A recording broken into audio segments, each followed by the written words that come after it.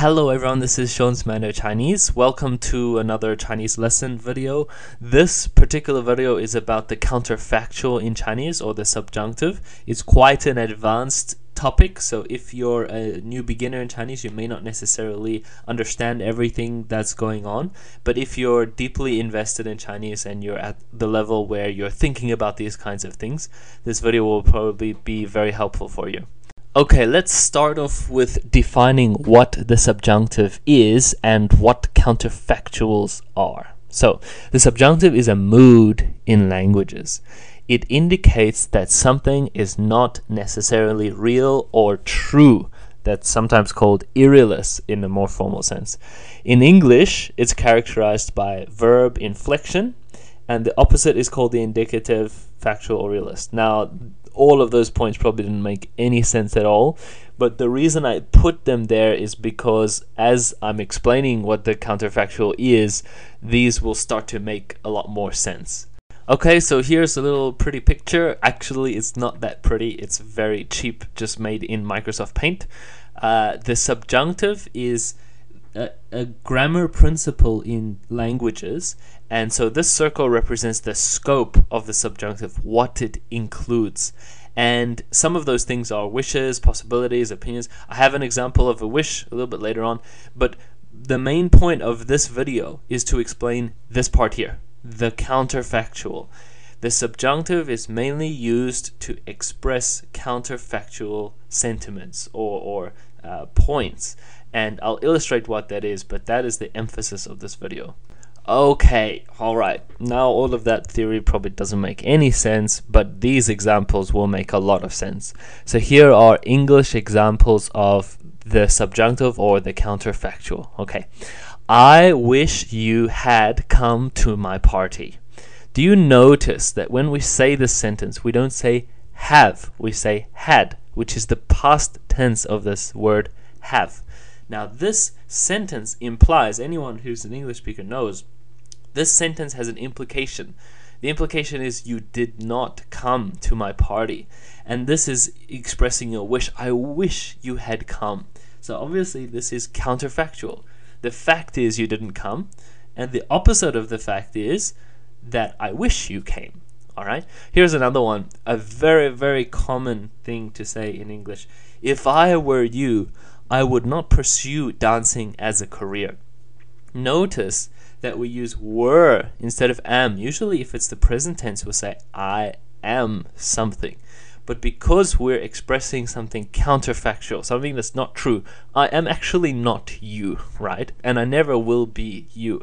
But I can express the sentiment that if I were in your shoes, I can put myself there by expressing this counterfactual. If I were you, I would not pursue dancing as a career. Were and would instead of will. And finally, a more complex example. Babies need to change orientation in the womb in the final few weeks of gestation. Otherwise, their feet would be facing out first instead of their head. Notice two signals in this sentence. The first is otherwise. So the beginning of the sentence is actually just a fact. It's a fact that babies need to change orientation in the womb in the final few weeks of gestation. That's not a counterfactual sentence. That's just a fact, right? Now, otherwise kind of flips a switch on this sentence to say, what if this didn't happen, right? What if they didn't switch around? Then what would happen? When I say what would happen, you can hear I'm speaking about the counterfactual. Otherwise, their feet would be facing out first instead of their head. So we use these two signals, otherwise and would instead of will. So this, you can tell, is very clearly it's talking about a necessity in the beginning and then switching to a counterfactual statement about what would happen if they didn't switch orientation. Alright, so now that we understand, or we're oriented around what the English subjunctive is, it's a way to express something that's not true. Let's switch over to talk about Chinese for a second. Now, this has been debated quite extensively because the Chinese way of expressing counterfactual is vastly different from English. When I say vastly different, it just means that, well, it doesn't resemble it as closely. Now, I've actually done some personal research on this topic for a couple of years and chatted with a couple of smart people, some linguists, and read a book. There's a book by Alfred Bloom about this topic, and it's quite unclear. Some people believe that there is no way to express counterfactual in Chinese at all, and that Chinese people cannot think in a counterfactual way. That's what Alfred Bloom claims. But I don't believe that's true, and here is pretty much, I will qualify this. This is my statement. This is Sean's Mandarin Chinese statement about the subjunctive. If you're invested in this area and you understand it clearly, then definitely feel free to disagree or to chat about it with me. Otherwise, I'm quite confident that this is a very reasonable outlook on how it works, and I have some very solid examples to back it up afterwards. So, firstly, the counterfactual is possible in Chinese. Chinese people can think and express sentences in a counterfactual way, but they're not expressed using grammar that's very much like the subjunctive. Because in Chinese there are no verb inflections. So remember earlier I had was would switch to were, or am would switch to were, switching to those past tense verbs. So when departing from reality to counterfactual in English, the distinction is very clear, because we all of a sudden we switch all of our verbs across to an inflected sense. But in Chinese there's no verb inflection. And so consequently, all counterfactual sentences in Chinese are in the indicative mood, i.e. they are grammatically similar to non-counterfactual sentences. Hence, they can be a little bit unclear. It can be a little bit ambiguous. However, that's kind of the playing devil's advocate statement, right? I'm qualifying the next statement. However, in Chinese, there are unique markers, individual words that are often used to indicate a departure from reality into counterfactual. And one specific one that I'll talk about is called 的话, which is frequently associated with a departure from reality into the counterfactual, but it has other uses as well. Hence, in Chinese, counterfactual sentences are not as natural, and the distinction between what is true, what is realist, which is reality, and what is irrealist, when we're talking about irreality, it's not as transparent as in English and other languages. I'm sorry if that's a very long sentence, but it's a more formal way to explain how it works, and I'll illustrate this with some very solid examples in a second.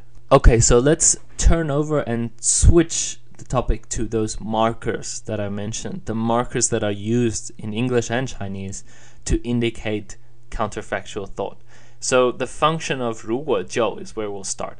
If you've been learning Chinese for a while, you'll likely know that 如果 is translated to if, and 就 is translated to then in the context where they're used together. So if, then, because that's a very fixed structure in English, if ... then. Now, in English, if and then are both involved in both the subjunctive, which is counterfactual, and indicative, which is factual. For example, if we lose, then you die. That is not a counterfactual sentence. That is a factual sentence. That's a very absolute sentence. It's saying that definitely, for sure, if we lose, you're dead. Okay? But there's a different sentence. And if we lost, then you would die. So that is slightly different. And even if you're an English speaker, you can feel the difference between those sentences. This one is speaking in a more counterfactual way. It has a more counterfactual feeling. Now, please notice that in both of these sentences, if we lose, then you die. If we lost, then you would die. They both have if and then, right? And in Chinese, 如果 and 就 being translated to if and then are also both involved in factual and counterfactual sentences. Alright, let's talk about 的话, which sometimes saves the day for the subjunctive. It has the ability to add a counterfactual feeling. Okay, so 的话, if you're a Chinese speaker, you'll know that 的话has other uses. It's actually quite tough to quantify exactly what it's used for, but it has several uses. It can mean, speaking of something. And in this case that I'm going to use it, it can indicate something is counterfactual. So there's no hard and fast rule for this. Hence, I made the statement that counterfactuals are less clear in Chinese. But here are some examples of what I mean. Okay, so back in the beginning of this video, I showed you an English sentence. I wish you had come to my party. This is a reasonable Chinese translation. 我希望你有来我的聚会. 我希望你有来我的聚会. So I believe there's a good illustration of the subjunctive in Chinese, because the sentence does imply that you did not come, and it also carries that meaning that I wish you had come. It conveys the wish part as well. Notice that I didn't add 如果 or 就, because not all sentences that are counterfactual in English have if and then as well. And it also doesn't have 的话. So again, going back to no hard and fast rules, but it's still a counterfactual sentence. After the event, after my party is over, I said I wish you had come. So this could also be thought of as the Chinese past tense subjunctive. Okay, earlier on I had the example, if I were you, I would not pursue dancing as a career, as a counterfactual. Again, because I am not you. This is not a true statement, right? Here is a very reasonable Chinese translation for that sentence. 如果我是你的话，我并不会把舞蹈作为我的职业. So, 如果 is if, 的话 is what I mentioned that signals a kind of counterfactual feeling. 并不会 I've switched out for 就不会, and that's okay because it has a different feeling. So this is a great example of the counterfactual in Chinese. It has a very similar structure to the English counterfactual, if I were you. And note that I've switched out, as I mentioned, 并不会, I've switched out 就. You could actually use several. You could use 就不会, 才不会, and 并不会. They all have a different feeling. But the point here is, this is a counterfactual sentence. 我不是你, I am not you. 但是我说如果我是你的话, I'm saying if I were you, then what would happen? Okay, so let's turn to the final and longest example. Babies need to change orientation in the womb in the final few weeks of gestation. Otherwise, their feet would be facing out first instead of their head. This is my proposed Chinese translation. 在怀孕的最后几周里，宝宝需要在子宫里转换体位，否则的话，他们就会脚先出来，而不是头先出来。Okay, this is a solid example of the subjunctive in Chinese. As I mentioned earlier, when I first raised this example, the first part of the sentence is about need. Babies need to change orientation. But the second part is about what will happen if they don't. Now, otherwise, in Chinese is 否则的话, 否则的话, otherwise, which is a very good way of switching that feeling across from the need to the counterfactual. What happens if they don't, right? It plays the same role as the word otherwise. Note 否则的话, I've added in 的话. So it basically means, it's hard to express, but the 的话 adds that feeling that 否则 is speaking about something that's not true, right? And again, it has 就会, which is that verb that means they will, right? But in this case, in English, it would be they would. But in Chinese, there's no difference. So again, this is a solid example that shows 就会 means will, but in this particular example, it would be translated to would. All right, this example was a Chinese sentence in the first instance. So the previous three were all English sentences that are counterfactual, and then I translated them into proposed Chinese translations that make a lot of sense, that illustrate that the counterfactual is possible. However, this is actually a real Chinese sentence, and I recorded it here. So this is from a TV series called 非诚勿扰. It's a dating show in China. It's very, very popular. Now, in one of the episodes, the 主持人, he's the host, there was a situation where one of the male contestants danced with one of the female contestants. They like doing shows like that.